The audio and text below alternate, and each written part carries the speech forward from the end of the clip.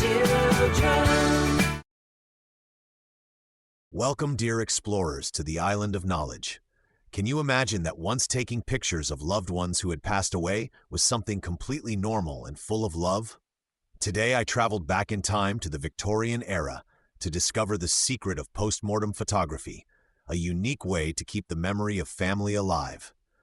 I invite you to join me in learning about this fascinating, though somewhat dark, story. At the Wreck of Knowledge, I met Tiger and Capuchin. Tiger said that people took pictures of the dead because back then cameras were so slow that only someone who did not move at all appeared sharp in the photo. Capuchin thought it was because people believed the photo would trap the spirit inside the paper and they could talk to it over tea.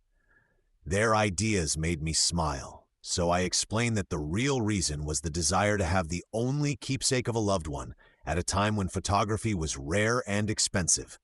By the Reef of Mysteries, I met Rhinoceros and Ibis.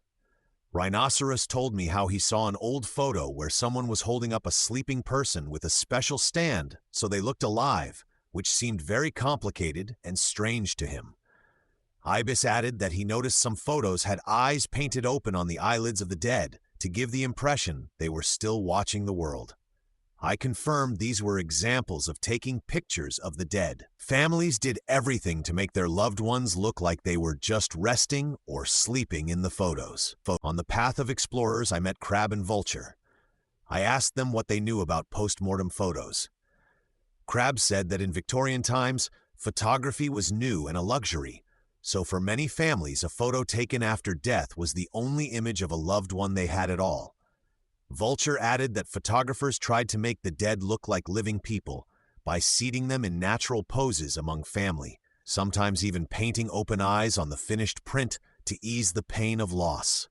I praised their knowledge because these photos had an important emotional and memorial role in old culture. Dear researchers, today we learned that what seems strange to us was, for people in the past, an expression of longing and love.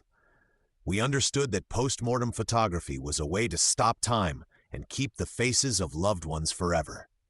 I hope this history lesson helps you look at old photos with more understanding.